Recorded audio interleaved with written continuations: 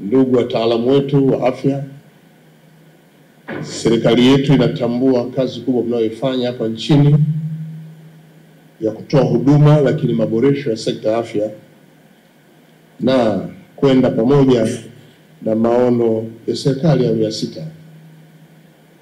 Leo nimekuja na salamu zenu za heri, baraka na upendo kabisa kutoka kwa Mheshimiwa Dr. Samia Suluhu Hassan, Rais wa Jamhuri ya Muungano wa Tanzania. Anawasalimia sana.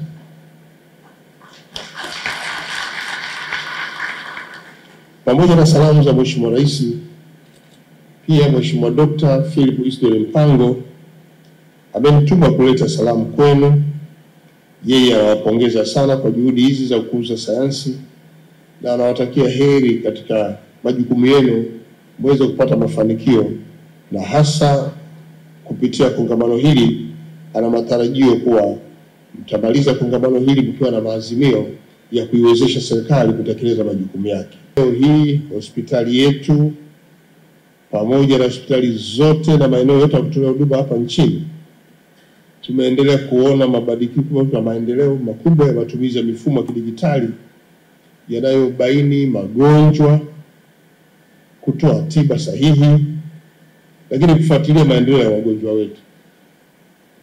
Aidha, matumizi ya akili mnemba na majukwaa ya mafunzo kwa njia ya mtandao ni miongoni mwa mabadiliko ambayo tunayaona yanatekelezwa kwa vitendo.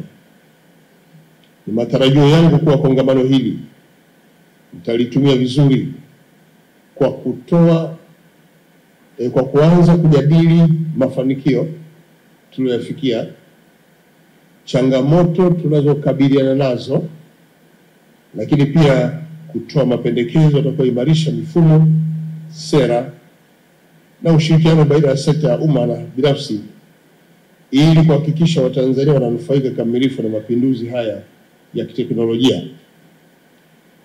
Ndugu wataalamu wa sekta ya afya, kupitia majadiliano yenu mnayo nafasi ya kuishauri vizuri serikali hata kama kunahitaji mabadiliko ya kisheria na kanuni mbalimbali kwa lengo la kuifanya sekta hii ifanye kazi yake kwa urahisi zaidi.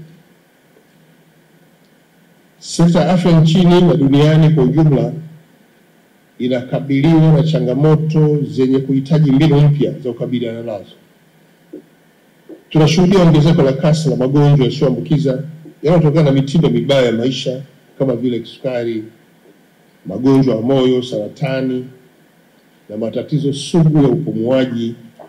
Magonjwa haya yanasababisha vifo vingi, ulemavu na kuongezeka kwa gharama za matibabu kwa wanafamilia na taifa zima kwa ujumla.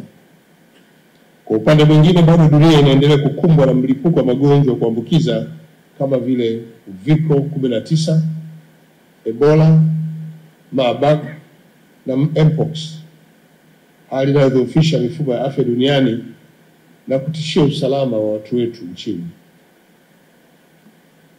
Ndugu wanasayansi na wataalamu, licha ya changamoto hizi, serikali ya 6 imeendelea kuboresha sekta ya afya kwa kuwekeza zaidi kwenye miundombinu, rasilimali watu, tiba za kibingwa na mifumo ya kukabiliana na milipuko ya magonjwa.